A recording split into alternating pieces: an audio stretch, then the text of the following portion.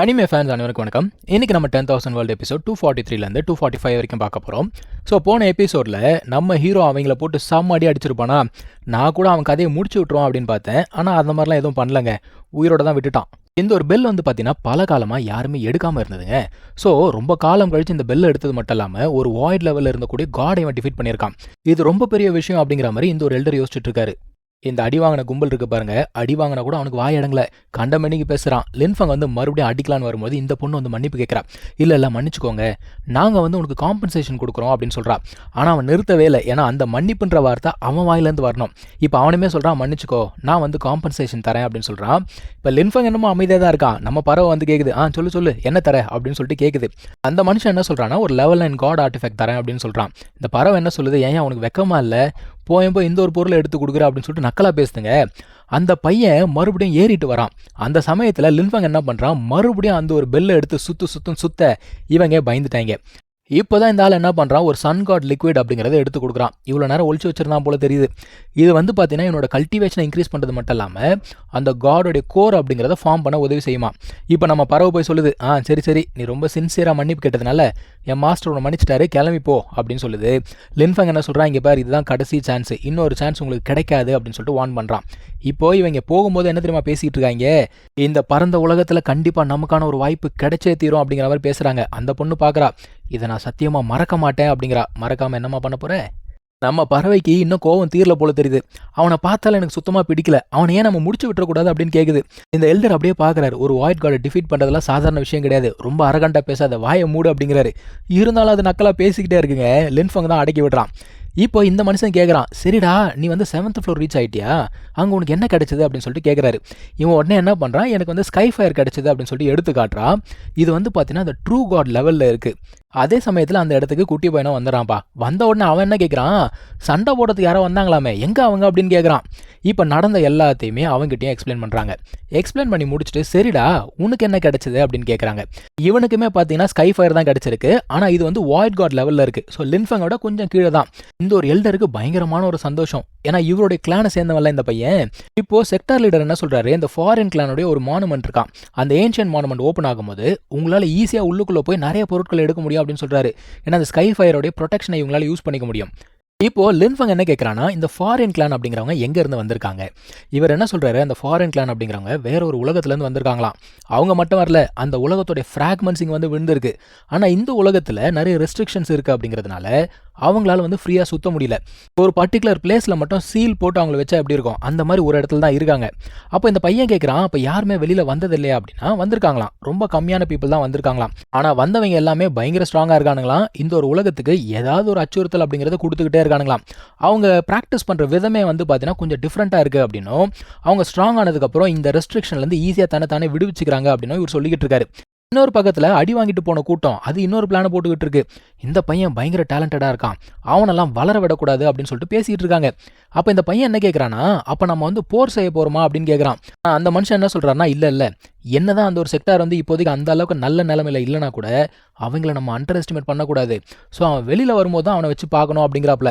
இப்போ எப்படி இருந்தாலும் இந்த ஏன்ஷியன்ட் மானுமெண்ட் ஓப்பன் ஆக போகுது, அவன் ஒரு காட்சன் அப்படிங்கிறதுனால கண்டிப்பாக பார்ட்டிசிபேட் பண்ணுவான்.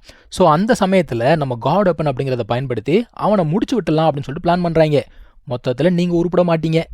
இன்னொரு பக்கத்தில் லின்ஃபங் பார்த்தீங்கன்னா ப்ராக்டிஸ் பண்ணிக்கிட்டு இருக்கான். அவனோட ஸ்ட்ரென்த்துமே கொஞ்சம் கொஞ்சமாக இன்க்ரீஸ் ஆகிட்டே இருக்குது. நம்ம பறவை கூட பார்த்தீங்கன்னா ஓரளவுக்கு ஸ்ட்ராங் ஆகிடுச்சு.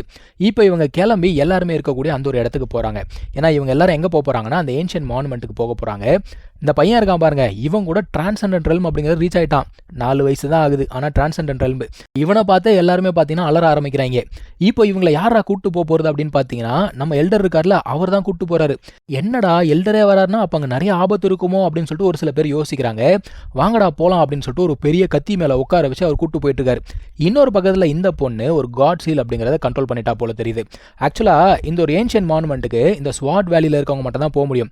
இவங்க ஸ்வாட் செக்டார் கிடையாது. ஸோ இன்னொரு செக்டார் கூட பேச்சுவார்த்தை அப்படிங்கிறத நடத்தி இந்த 2 பசங்களை அவர் என்ன பண்ணுறாரு, உள்ளுக்குள்ளே அனுப்பி வைக்கிறாரு. அந்த பொண்ணுமே என்ன சொல்கிறா, கண்டிப்பாக கூஃபங்க நான் போட்டு தள்ளியே தீருவேன் அப்படிங்கிற ஒரு முடிவோட வரா. இப்போ இவங்க எல்லாருமே அந்த ஏன்ஷியன்ட் ரூயினை நோக்கி போய்கிட்டு இருக்காங்க. போகிற வழியில் நிறைய மலைகள் இருக்குது. அப்போ அந்த எல்டர் சொல்கிறாரு, இந்த இடத்துல தான் வந்து பார்த்தீங்கன்னா ஸ்வாட் காட் மவுண்டன் அப்படிங்கிறது இருந்துச்சான். ஒரு காலத்தில் இங்கே ஒரு செக்டார் இருந்திருக்கு, மிகப்பெரிய ஒரு செக்டார், ஸ்வாட் செக்டார். ஆனால் ஓவர் நைட்டில் அந்த ஒரு செக்டார் வந்து பார்த்தீங்கன்னா அழிஞ்சு போச்சு. அதுக்கப்புறமா அங்கேருந்து ஒரு சில பேர் எஸ்கேப் ஆகிருக்காங்க. அங்கேருந்து அந்த வேல்யூபிள் ட்ரெஷர்ஸ் இருக்கும் இல்லையா, அது எல்லாத்தையும் கொண்டு போயிட்டு 3 செக்டார் அப்படிங்கிறத ஃபார்ம் பண்ணியிருக்காங்க. நம்ம பறவை என்ன கேட்குதுன்னா, அவங்க அந்த அளவுக்கு ஸ்ட்ராங்கான பீப்புள் அப்படின்னா ஒரே நைட்டில் எப்படி மொத்த செக்டாரும் காலியாக இருக்கும் அப்படின்னு சொல்லிட்டு கேட்குது. அவர் என்ன சொல்கிறாரு, ஒரு ட்ரூ காட் வந்து அட்டாக் பண்ணியிருக்காராம். ட்ரூ காட் அட்டாக் பண்ணால் என்ன நடக்கும், மொத்தமாக அழிய வேண்டியது தான். ஸோ அந்த ஒரு காட் என்ன பண்ணியிருக்காரு, செக்டார் லீடரை கொண்டு இருக்காரு. கொன்னதுக்கு அப்புறமா பார்த்தீங்கன்னா கண்டினியூஸாக அவர் அட்டாக் பண்ணலை, அட்டாக்கை நிறுத்திட்டு அங்கே இருக்க ஒரு ஃபார்பிடன் கிரவுண்ட் அப்படிங்கிறத ஓப்பன் பண்ணியிருக்காரு. அந்த ஃபார்பிடன் கிரவுண்டில் தான் பார்த்தீங்கன்னா இந்த ஏன்ஷியன்ட் கிளான் வந்து சீல் செய்யப்பட்டிருக்காங்க. இப்போ நம்ம பறவை கேட்குது, சரி அடுத்து என்னாச்சுன்னு சொல்லிட்டு இது ஆர்வமாக கேட்குது. அவர் என்ன சொல்கிறாரு, அந்த ஒரு மனுஷன் அந்த சீக்ரெட் பிளேஸ்க்குள்ளே போயிட்டு அங்கே பல மாதம் தங்கி இருந்தாராம். ஒரு சில பேர் என்ன சொல்கிறாங்களாம், அங்கே இருக்கக்கூடிய அந்த ஒரு கிங் இருப்பான்ல, அவனை வந்து மீட் பண்ணதாகவும், அதுக்கப்புறம் அவர் உள்ளுக்குள்ளேயே போகல அப்படிங்கிற மாதிரி ஒரு தரப்பு சொல்கிறாங்க. இன்னொரு தரப்பு என்ன சொல்கிறாங்க, இல்லை அவருக்கு வேண்டிய பொருள் வந்து அவர் கிடைச்சிச்சு, அதுக்கப்புறம் அவர் அந்த பிளேஸ்க்கு இன்ட்ரெஸ்ட் காட்டலை அப்படிங்கிற மாதிரி இன்னொரு பொருளி, ஏதோ ஒன்று மொத்தத்தில் பொருளியாக தான் இருக்குது. இப்போ இவங்க அந்த இடத்துக்கு வந்து ரீச் ஆக போகிறாங்க. அதே சமயத்தில் மற்ற ஸ்வாட் செக்டாரை சேர்ந்தவங்களும் அங்கே வந்து குவிய ஆரம்பிக்கிறாங்கப்பா. இப்போது இந்த இடத்துக்கு இந்த ஃபயர் வேலியை சேர்ந்தவங்க எதுக்கு வந்தாங்க, இந்த ஒரு கேள்வி நம்ம ஆட்களுக்கு இருக்குது. ஆனால் நம்ம எல்டருக்கு நல்லாவே தெரியுது, இவனுங்க வந்து ஒரு அலையன்ஸை ஃபார்ம் பண்ணியிருக்கானுங்க, இல்லைனா இங்கே வர முடியாது. ஸ்வாட் செக்டாரை சேர்ந்தவங்களுக்கு மட்டும்தான் இந்த இடம். இதில் இன்னொரு விஷயம், நம்ம சின்ன பையன் இருக்கான் பாருங்க, இவன் மேலே தான் எல்லாருக்குமே கண்ணு. போன வாட்டி இவனை பார்க்கும்போது இவன் நிர்வாண ரெல்மில் இருந்தான், இப்போ டிரான்செண்டன்ட் ரெல்முக்கு ரீச் ஆகிட்டான். இவனுங்களாம் வாயை புலகிறானுங்க, என்னடா இந்த மாதிரி ஒரு ஜீனியஸ் எப்படா ஸ்பிரிச்சுவல் பார்த்துக்கு வந்தான் அப்படிங்கிற மாதிரி யோசிக்கிறானுங்க. இப்போ ஒருத்தர் என்ன பண்ணுறாரு, நம்ம எல்டருக்கு கங்க்ராச்சுலேஷன் சொல்கிறாரு. ஏன்னா இவங்க செக்டாருக்கு 2 காட்ஸன் கிடச்சிருக்காங்க இல்லையா, அதனால மனுஷன் வந்து கங்க்ராச்சுலேஷன் அப்படிங்கிறத சொல்கிறாரு. ஆனால் இந்த பக்கி பைபிளில் இருக்கு பாரு, என்ன பெரிய விஷயம் அப்படிங்கிறப்ப நக்கலாக பேசுது. அவன் மறுபடியும் என்ன சொல்கிறான், இவன் வந்து ஃபாரின் கிளானை சேர்ந்தவன், கண்டிப்பாக மிகப்பெரிய டிசாஸ்டர் வரப்போகுது அப்படிங்கிற மாதிரி பேசுகிறான். நம்ம பறவைக்கு கோவம், யோ கிழவா வாங்கினடி பத்தாதா, இன்னும் கொஞ்சம் வேணுமா அப்படின்னு சொல்லிட்டு நக்கலாக பேசுது. அந்த ஆள் கோவத்தில் என்ன பண்ணுறான், நம்ம பறவையை அட்டாக் பண்ண வர, இப்போ நம்ம எல்டர் சும்மா இல்லாமல் அவர் உள்ளுக்குள்ளே வர, அவர் பிடிச்சி பயங்கரமாக கத்தி விட்டுறாரு. யோ நீ ஒரு வெளியாள், உனக்கு இங்கே என்ன வேலை, இந்த ட்ரைனிங் கிரவுண்ட் வந்து ஸ்வாட் செக்டாருக்கானது, நீ இங்கே என்ன பண்ணுற அப்படின்னு சொல்லிட்டு கேட்குறாரு. ஆக்சுவலாக எதிர்பார்த்தது தான், அந்த 2 பசங்களை வந்து பார்த்தீங்கன்னா ஸ்வாட் பெவிலியனில் அவன் ஜாயின் பண்ணி விட்டுருக்கான். ஸோ அதுக்காக நான் சும்மா கூட தான் வந்தேன், அது கூட வரக்கூடாதா அப்படிங்கிறான். அந்த ஸ்வாட் பெவிலியன் மாஸ்டர் என்ன சொல்கிறான்னா, இல்லை அவங்களுக்கு டேலண்ட் இருக்குது அப்படிங்கிறதுனால நாங்கள் அக்செப்ட் பண்ணிட்டோம், ஸோ அவங்களுக்கு ட்ரைனிங் கொடுக்கறதுக்கு நாங்கள் ரெடியாக இருக்கோம் அப்படிங்கிற மாதிரி இவங்க பேசுகிறாங்க. இப்போ எல்டர் என்ன சொல்கிறாரு, ஏதோ ஒன்று, இது வந்து நமக்குள்ளே இருக்கக்கூடிய இன்டர்னல் விஷயம், இங்கே ரூல்ஸ் அப்படிங்கிறது இருக்குது, அதை மீறி யாராவது ஏதாவது பண்ணால் நான் சும்மா இருக்க மாட்டேன் அப்படின்னு சொல்லிட்டு மனுஷன் கத்துறாப்புல. அவனும் என்ன சொல்கிறான், எப்பா நம்மலாம் வந்து ஒரே இடத்துல தான் வந்திருக்கோம், கண்டிப்பாக அந்த மாதிரிலாம் எதுவும் நடக்காது அப்படின்னு சொல்லிட்டு பேசிக்கிட்டு இருக்கான். இப்போ அங்கே இன்னொரு செக்டாரை சேர்ந்த லேடி இருக்குது, அது என்ன சொல்லுது, பேசுறதை நிப்பாட்டிட்டு முதல்ல சீலை ரிமூவ் பண்ணுங்கடா அப்படிங்குது. ஓகேன்னு சொல்லிட்டு ஒரு பெரிய கத்திங்க, அந்த கத்தியை 3ஆக பிரித்து ஒவ்வொரு பாட்டு ஒவ்வொருத்தர்கிட்ட இருக்குது. அந்த 3த்தையுமே இவங்க என்ன பண்ணுறாங்க, ஒன்று சேர்க்குறாங்க. ஒன்று சேர்த்த உடனே அந்த ஒரு சீல் வந்து பார்த்தீங்கன்னா ரிமூவ் ஆகுது.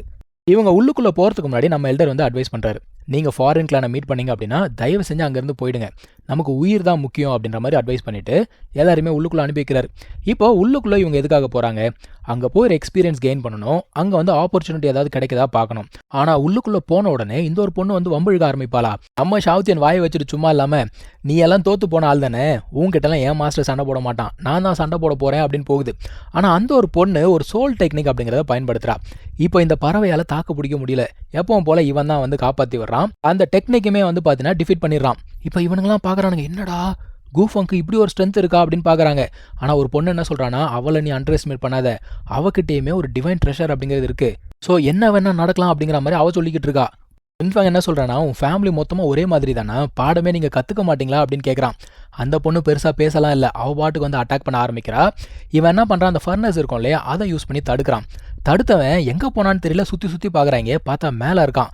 மேலே இருந்து இவளை அட்டாக் பண்ண, ஆனால் இவன் என்ன பண்ணுறா, கொஞ்சம் சுதாரிச்சு இவளுமே வந்து திருப்பி அடிக்க ஆரம்பிக்கிறா. இவளுமே பார்த்தீங்கன்னா ஒரு மேஜிக்கல் எபிலிட்டி அப்படிங்கிறத பயன்படுத்துகிறா. இவ யூஸ் பண்ணுற அந்த ஒரு அட்டாக்லையுமே பார்த்தீங்கன்னா ஒரு வாய்ட் காட் லெவல் ஃபயர் அப்படிங்கிறது இருக்குது. இந்த பையன் என்ன சொல்கிறான், இன்னைக்கு பாரு கூஃபங் வந்து டிஃபீட் ஆக போகிறான், முட்டி போட்டு என்னை மன்னிச்சிருன்னு சொல்ல போகிறான் அப்படிங்கிறான். தேவையா இதெல்லாம்? ஆனால் லின்ஃபங் பார்த்தீங்கன்னா அதெல்லாம் பெருசாக பொருட்படுத்தவே இல்லைங்க. ஒரே அட்டாக் தான், அந்த அட்டாக்ல வந்து இவளோட அட்டாக்கை நியூட்ரலைஸ் பண்ணி விட்டான்.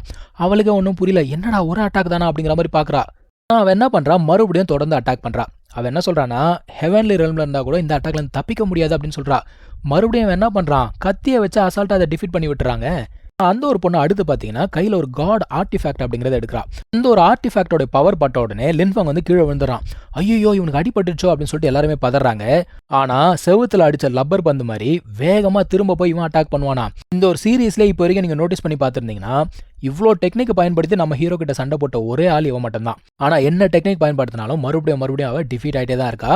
கடைசியா பார்த்தீங்கன்னா அந்த சன் சீல் இருக்குல்ல அதை எடுத்துட்டா கையில.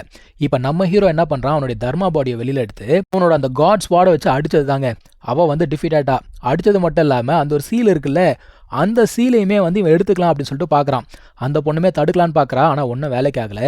ஒரு வழியாக அந்த சீலை எடுத்து அதை தன்னோட கண்ட்ரோலுக்கும் எடுத்துகிட்டு வந்துட்டான். அதாவது இவனை அட்டாக் பண்ணா இல்லையா அதுக்கான காம்பன்சேஷனா. அவளுமே என்ன பண்ணுறானா ஒழுங்கு மரியாதை திரும்ப கொடுத்துரு அப்படிங்கிற மாதிரி என்னமோ பண்ணி பார்க்குறா. ஆனால் ஒன்றும் வேலைக்கு ஆகலை. இப்போது மற்ற செக்டாரை சேர்ந்தவங்க இருக்காங்கல்ல அவங்க 2 பேரும் என்ன பண்ணுறாங்க, இவ கூட கூட்டு சேர்றாங்க.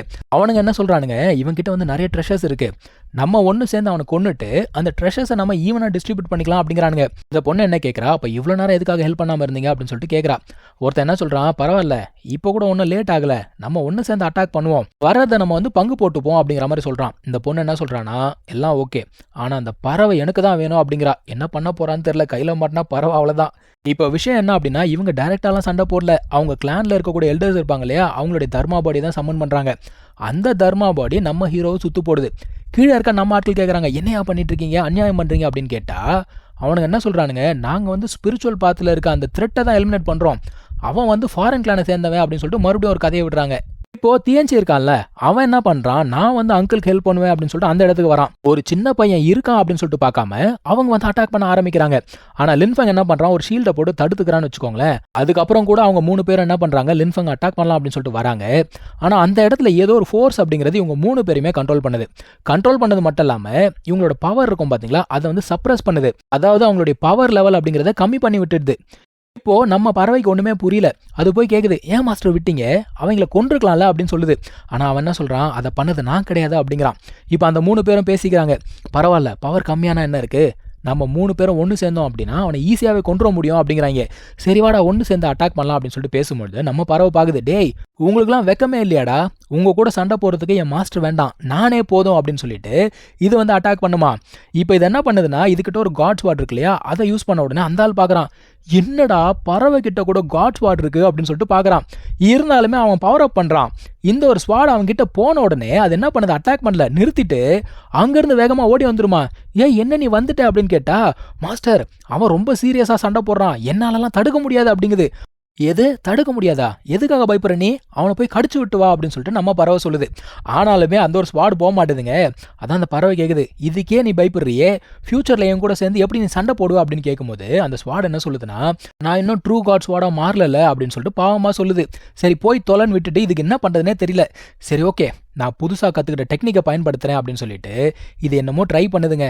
இங்கே தான் இந்த ஒரு எபிசோட முடியுது. ஸோ அடுத்த எபிசோடில் நம்ம மீட் பண்ணலாம். தேங்க்யூ ஸோ மச் ஃபார் வாட்சிங். Take care. பை.